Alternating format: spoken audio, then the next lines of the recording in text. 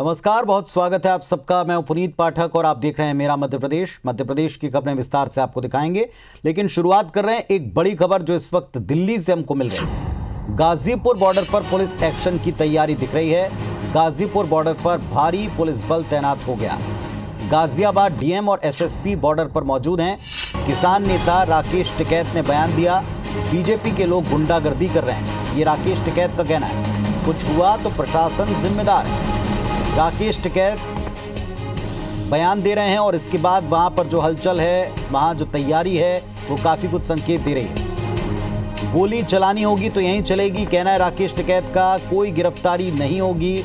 राकेश टिकैत ने कहा, हम लाठी और गोली खाने के लिए तैयार हैं। हमारा धरना खत्म नहीं होगा, ये कहना है राकेश टिकैत का। भारतीय किसान यूनियन के अध्यक्ष नरेश टिकैत ने धरना खत्म करने को कहा। किसानों को धरना खत्म करना चाहिए। हमने किसान नेताओं को नोटिस दिया है, ये प्रशासन का वर्जन है। तो सबके पक्ष और तैयारियों को देखकर हलचल बढ़ गई है। सिंघू और बाकी के तमाम बॉर्डर्स पर जिस तरह के नज़ारे दिन भर बदलते दिखे हैं, इसके बाद इस आंदोलन को लेकर एक बड़ा प्रश्न चिन्ह लगता दिखाई पड़ा। गाजियाबाद डीएम और एसएसपी बॉर्डर के ऊपर हैं। किसान नेता राकेश टिकैत ने बयान दिया, बीजेपी के लोग गुंडागर्दी कर रहे हैं, गोली खाने के लिए तैयार हैं, आंदोलन खत्म नहीं होगा। अगर कुछ हुआ तो प्रशासन जिम्मेदार होगा, ये राकेश टिकैत का कहना है। गोली चलानी होगी तो यहीं चलेगी, कोई गिरफ्तारी नहीं होगी। जिस तरह के कयास थे, हम लाठी गोली खाने के लिए तैयार हैं, राकेश टिकैत ने कहा। धरना खत्म नहीं होगा, ये भी ऐलान कर दिया। इधर भारतीय किसान यूनियन के अध्यक्ष नरेश टिकैत ने धरना खत्म करने के लिए कहा है। किसानों को धरना खत्म करना चाहिए, नरेश टिकैत का कहना है। हमने किसान नेताओं को नोटिस दिया है, ये प्रशासन ने कहा है।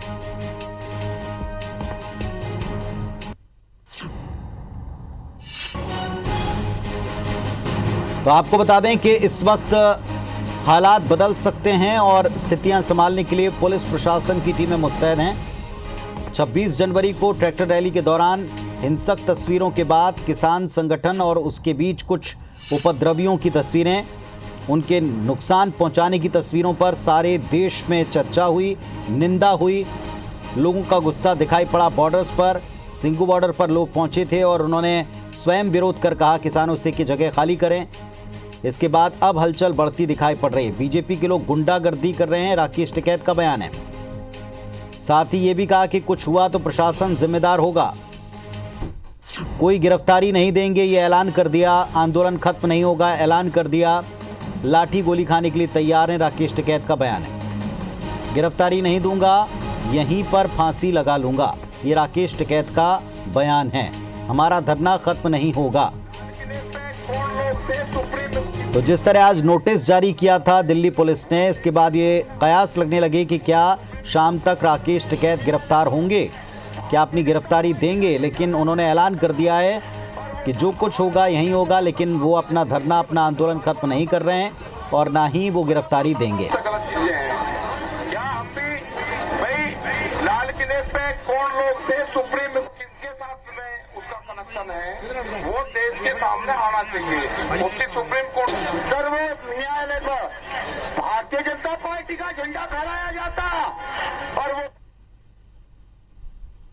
बातचीत कर रहे हैं, फिर यहाँ पर डंडा फिरवाने की कोशिश कर रहे हैं। कोई गिरफ्तार नहीं रहेगा। अगर यहाँ पे कुछ हुआ, उसकी जिम्मेदारी पुलिस प्रशासन की होगी। कोई गिरफ्तारी नहीं रहेगी। यहाँ गोली चलेगी, यहाँ गोली चलेगी। विधायक और बीजेपी के लोगों से गुंडागर्दी करवाई जा रही है। विधायक यहाँ पे है, 100 आदमी लेकर आया है, हमारे लोगों को पीटने का काम कर रही है। अगर मीडिया में हिम्मत है तो दिखाओ, यहाँ लोग मरेंगे, जिम्मेदारी पुलिस शासन की होगी। हम बातचीत करने के लिए तैयार था, ऐसा नहीं होगा। मेरे गिरफ्तारी के बाद में मेरे साथ या साथियों के साथ में क्या होगा मुझे ये पता है। कोई गिरफ्तारी नहीं होती, मैं यही फांसी लगाऊंगा।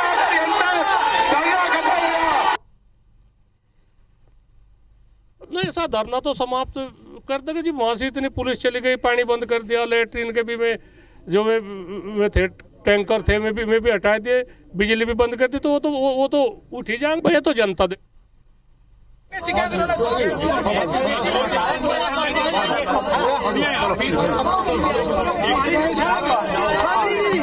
आराम से भाई ना ही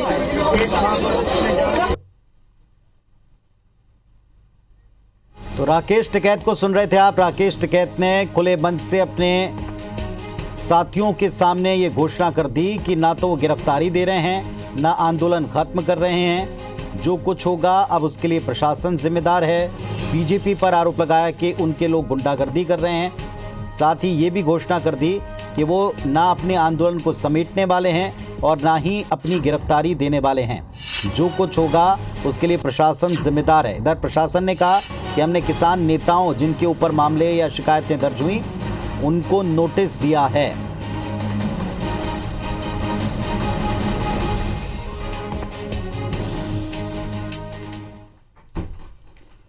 तो इस वक्त सारे देश में चर्चा है 26 जनवरी और उसके बाद बने हालात की। बड़ा प्रश्न है कि अब इस आंदोलन का आगे होगा क्या। दिल्ली में किसान आंदोलन के बाद 26 जनवरी को हिंसा में जिस तरह की तस्वीरें दिखी, इसको लेकर मुख्यमंत्री शिवराज सिंह चौहान ने भी बयान दिया। कहा कि देश कभी हिंसा बर्दाश्त नहीं करता, प्राणों से प्यारे तिरंगे का अपमान कोई बर्दाश्त नहीं करेगा। वहीं बीजेपी प्रदेश अध्यक्ष वी.डी. शर्मा ने दिल्ली में हिंसा को लेकर कांग्रेस नेता राहुल गांधी पर निशाना साधा।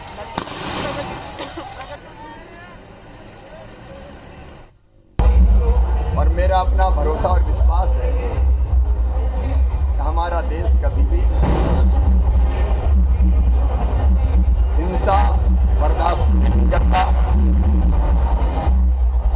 और प्राणों से प्यारा तिरंगा है हमें, उसका अपमान तो कोई भी सहन नहीं करेगा। राहुल गांधी की भूमिका इसके अंदर क्या थी? मैं तो मांग करूंगा कि इसकी जांच होनी चाहिए कि जिन्होंने कहा था ये खून की खेती हो रही है, तो क्या आज के दिन के लिए जो 26 जनवरी को गणतंत्र दिवस के अवसर पर जो खून खराबा दिल्ली के अंदर करने का प्रयास किया, इसके बारे में राहुल गांधी की भूमिका की जांच होनी चाहिए। तो गाजीपुर बॉर्डर पर इस वक्त सिक्योरिटी बढ़ा दी गई है। वहां पर काफ़ी संख्या में पुलिस बल तैनात हैं और वहां स्थिति संभालने के लिए तमाम पुलिस और प्रशासन के अधिकारी भी मौजूद हैं। अपडेट आपको देते रहेंगे। फिलहाल आगे बढ़ते हैं। मध्य प्रदेश में नगरीय निकाय चुनाव के पहले बीजेपी सरकार ने एक और मास्टर स्ट्रोक लगाया।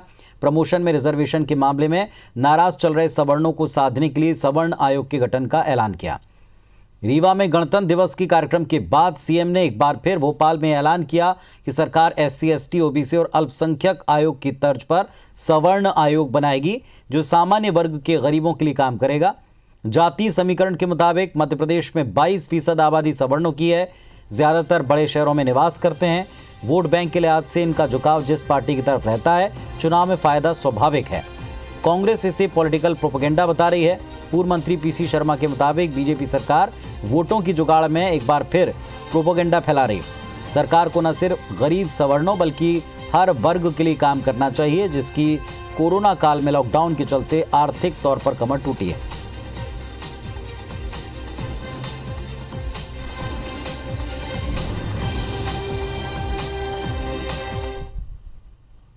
सामान्य वर्ग के जो हमारे आर्थिक रूप से कमजोर परिवार है 10% आरक्षण उनको मिल रहा है, लेकिन और भी कई कदम उठाने की जरूरत है और इसके लिए हमने आयोग गठित करने का फैसला किया है। चुनाव को ध्यान में रखकर भारतीय जनता पार्टी कभी निर्णय नहीं लेती।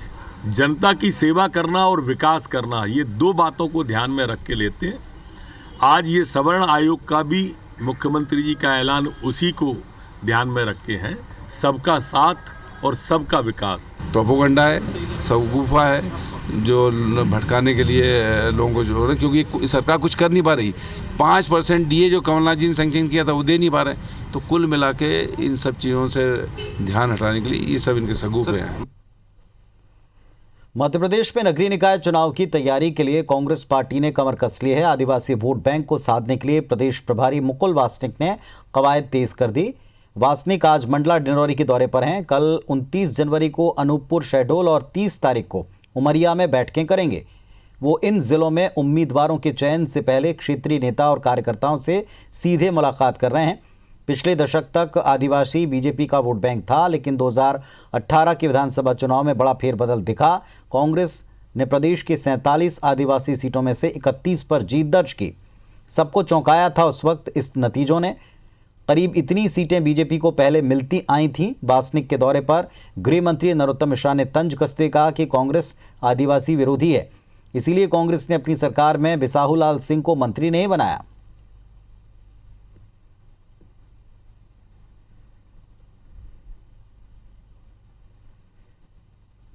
ये आदिवासी हमेशा से कांग्रेस के साथ रहा है और कांग्रेस मध्य प्रदेश में आदिवासी यहाँ का मूल निवासी है और कांग्रेस जब कमलनाथ जी की सरकार थी तो आदिवासी हित में बहुत से काम उन्होंने किए, तो कांग्रेस उनके बिल्कुल क्लोज उसमें है और वहाँ का दौरा आदरणीय मुकुल वासनिक जी कर रहे हैं। पूरे मध्य प्रदेश में देखा कि बिसाहूलाल जी को किसने मंत्री नहीं बनने दिया। सिर्फ नजर वोटों में है और ये आदिवासियों को वोट ही मानते हैं जो आप कह रहे हैं। उससे आगे बढ़े, कृपा करें वासनिक जी या उनके नेता। भोपाल में मुख्यमंत्री शिवराज सिंह चौहान जनजातीय समुदाय के भत्ते की राशि उन्होंने जारी की। इसमें सहरिया, बैगा, भारिया जनजातियों को आहार भत्ते की राशि का अंतरण किया गया। वीडियो कॉन्फ्रेंसिंग के जरिए सीएम शिवराज पूरे राज्य के जनजातीय समुदाय के लिए अलग अलग भत्तों की राशि जारी कर रहे हैं।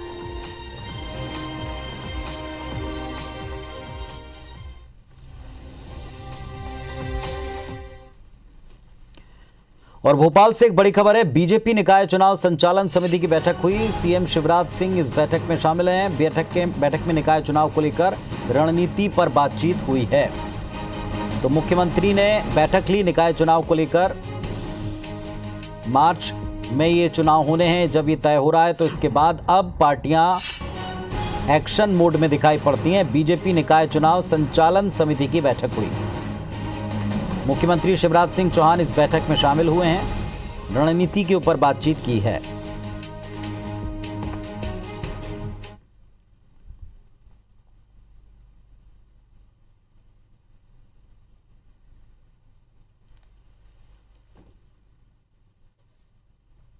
तो आपको बता दें कि भारतीय जनता पार्टी की निकाय चुनाव को लेकर संचालन समिति की बैठक हुई।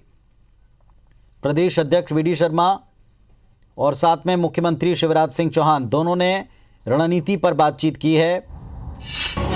राज्य निर्वाचन आयोग पहले ही तय कर चुका है, साफ कर चुका है कि अब और आगे चुनाव नहीं बढ़ेंगे और मतदाता सूची के प्रकाशन के बाद कभी भी तारीखें घोषित हो जाएंगी। इसके बाद पार्टियां अलर्ट मोड में हैं, एक्शन मोड में हैं। एक तरफ कांग्रेस पार्टी सर्वे कर रही है, उनके प्रभारी सर्वे कर रहे हैं, तो बीजेपी के नेता चुनावी रणनीति बनाने में बैठकों का दौर शुरू कर चुके हैं।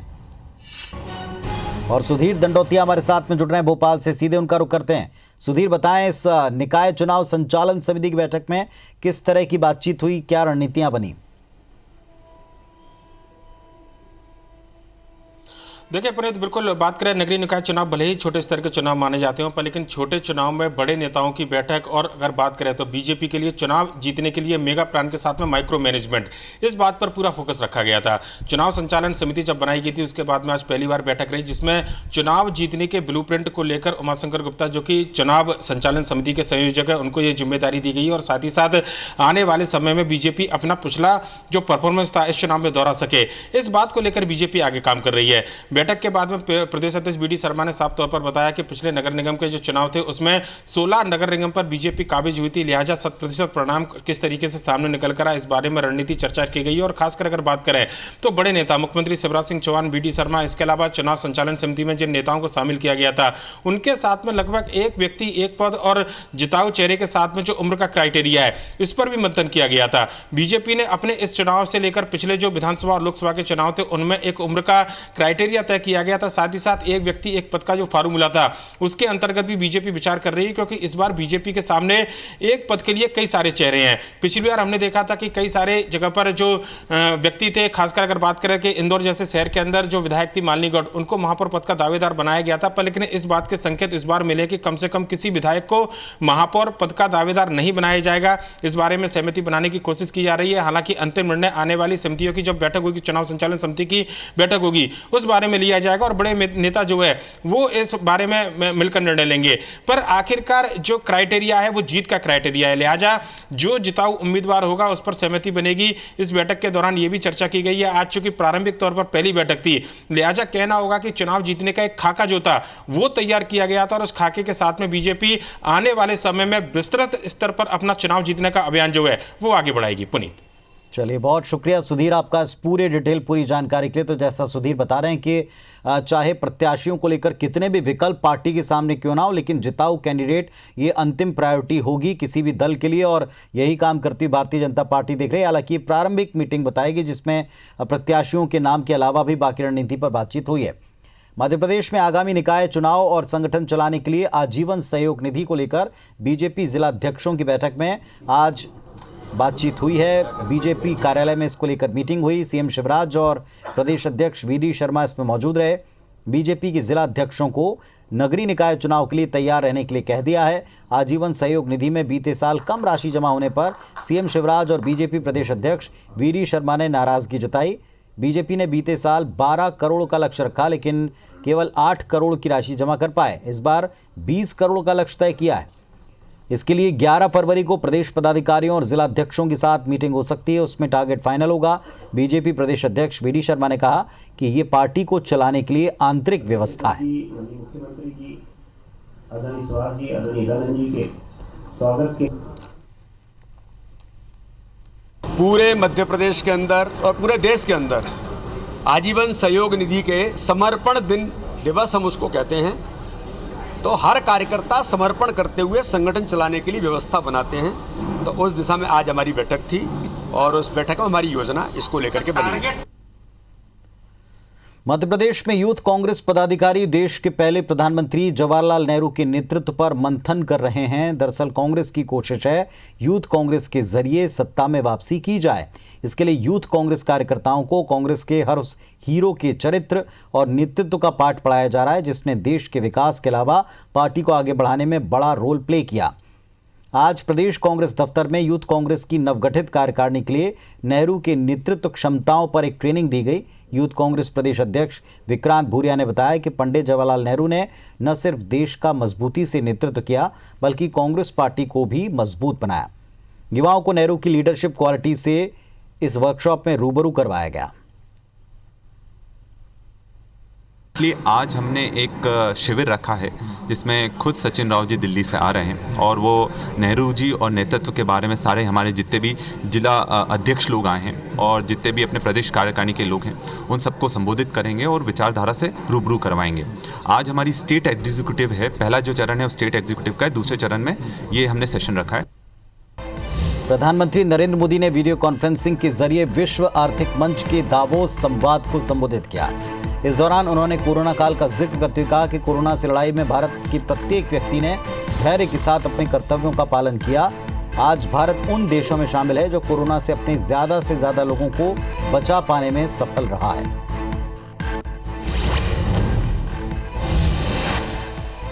दिल्ली के करियप्पा परेड ग्राउंड पर एनसीसी के कार्यक्रम में प्रधानमंत्री ने झांकियों का अवलोकन किया। मध्य प्रदेश के साथ साथ दूसरे राज्यों के एनसीसी कैडेट्स को पीएम मोदी ने सम्मानित किया। कोरोना काल में लाखों एनसीसी कैडेट्स के कार्यों की सराहना की।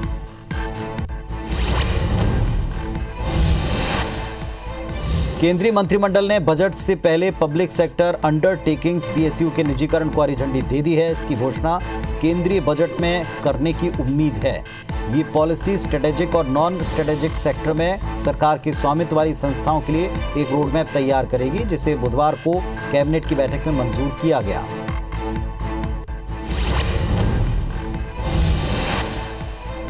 केंद्र सरकार के 3 नए कृषि कानून के खिलाफ कांग्रेस समेत विपक्षी दलों का विरोध प्रदर्शन जारी है।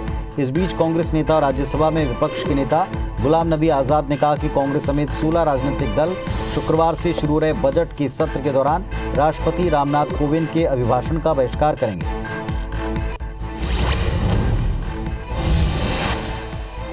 इंदौर क्राइम ब्रांच पुलिस ने बड़ी कार्रवाई करते हुए अवैध हथियारों के साथ 2 आरोपियों को गिरफ्तार किया। आरोपियों के पास से 2 पिस्टल और 80 कारतूस बरामद हुए। आरोपियों से की गई पूछताछ में पता चला कि अवैध हथियारों के साथ जिंदा कारतूसों की आवश्यकता होने पर दतिया और हरदा जिले के तस्करों से संपर्क करते थे।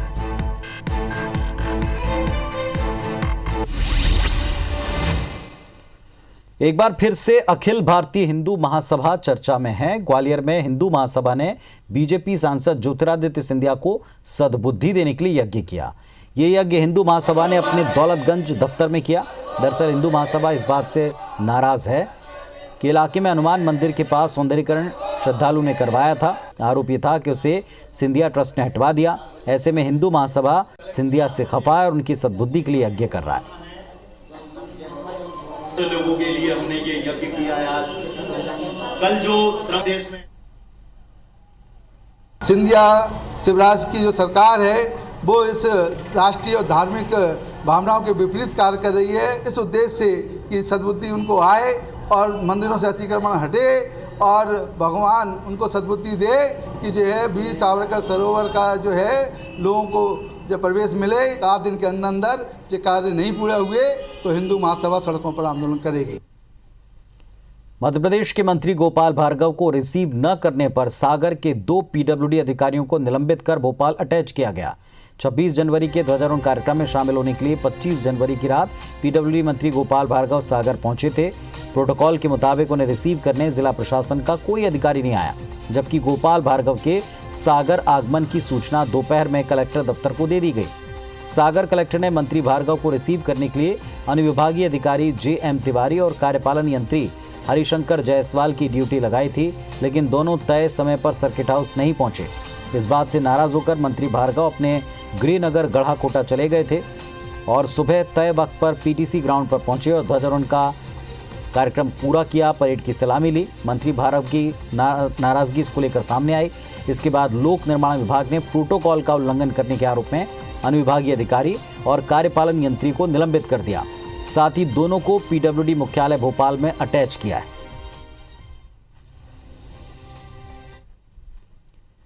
इस बुलेटिन में फिलहाल इतना ही। खबरों अपडेट्स के लिए आप देखते रहिए IBC 24। नमस्कार।